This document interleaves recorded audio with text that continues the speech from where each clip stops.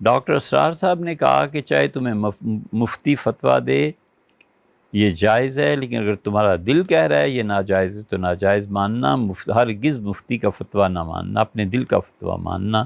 کیا یہ بات درست ہے؟ ایسے نہیں ہے، حضور صلی اللہ علیہ وسلم نے کوئی اور بات کی ہے، یہ نہیں ہوا کرتا۔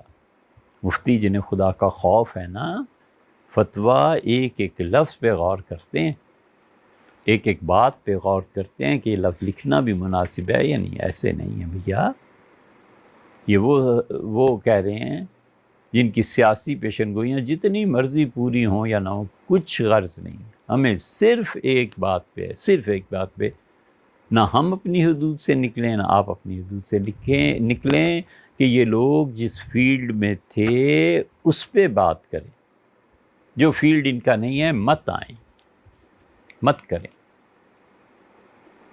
بابا آپ دیکھتے نہیں، ایک ہارٹ اسپیشلسٹ ہے، جب برین کا دماغ کا مسئلہ آتا ہے تو پیچھے ہٹ جاتا ہے، کہتا ہے جی کسی اور کے پاس جائیں، مجھے نہیں پتا۔ پھیپھڑوں کا مسئلہ ہے، وہ کہتا ہے مجھے نہیں پتا، میں نے تو ساری عمر جو کچھ تحقیق کی ہے وہ گھٹنے کی ہڈی پہ کی ہے۔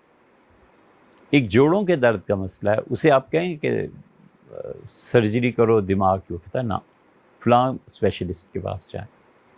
یہی ہوتا ہے نا، یہی چیز دین میں بھی، ہمارا کسی سے کچھ لینا دینا نہیں۔ ہم صرف یہ کہتے ہیں کہ آپ ڈاکٹر ہیں، ساری زندگی میڈیسن پہ، میڈیکل، بسم اللہ، 100 بسم اللہ۔ آپ انجینئر ہیں، آپ کبھی نہ کہیں کہ ڈسپرین کھاؤ یا فلاں یا فلاں، نہ، آپ یہ بتائیے سریا کتنا، سیمنٹ کتنا، ریت کتنی، بجری کتنی، یہ ہے بس، اور کیا جھگڑا ہے؟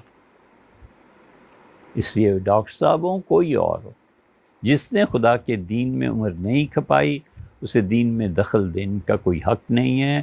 اسے چاہیے کہ اللہ کے نیک بندے جو پڑھے لکھے ہیں ان کے پیچھے چلیں، جس طرح ہم آپ ڈاکٹر کے پاس جاتے ہیں، چپ، ڈاکٹر کہتا ہے آپریشن، اچھا جی، ڈاکٹر کہتا ہے دوائی، سیکنڈ اوپینین لے لیں، تھرڈ اوپینین لے لیں، اور کوئی جھگڑا نہیں۔